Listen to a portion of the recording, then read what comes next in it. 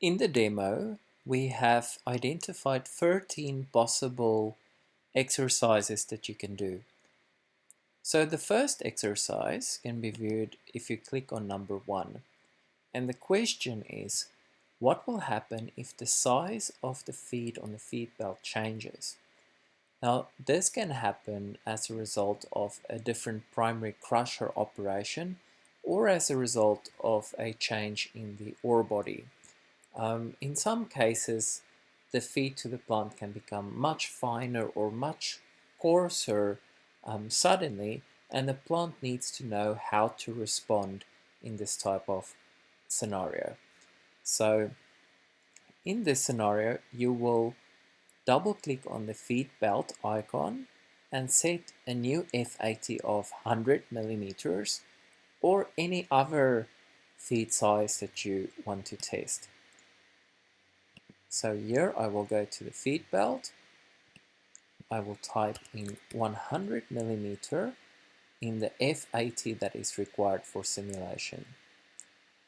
Currently the F80 of the feed is 136 millimeter.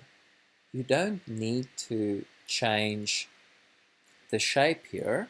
The software will automatically change the distribution so that the F80 is 100 millimeter.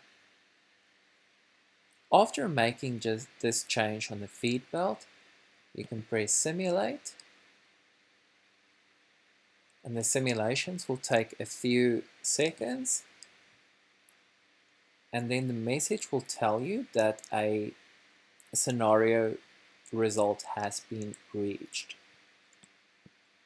If you need advice on how to read your results, you can click on how to read grinding and classification results.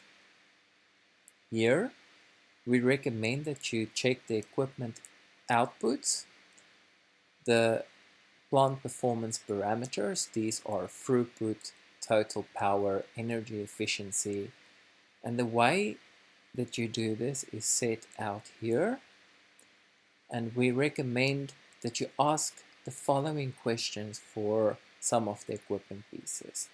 So for example, in the SAG mill, we will ask, is the mill filling too high or too low? Is this operation good or bad for the liners, and will slurry pooling occur? Okay. So if I click on the SAG mill, I have a red warning, so I know that something is wrong.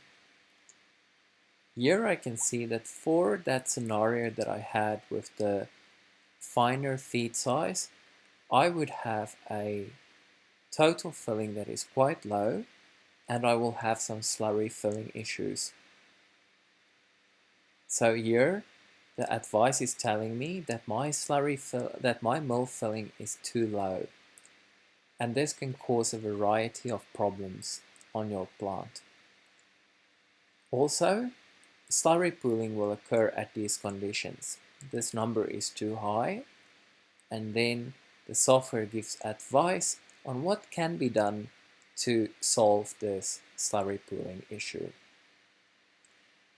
It is recommended in this exercise to go back to set conditions and to try and change a few things in the operation of the SAG mill in order to solve some problems.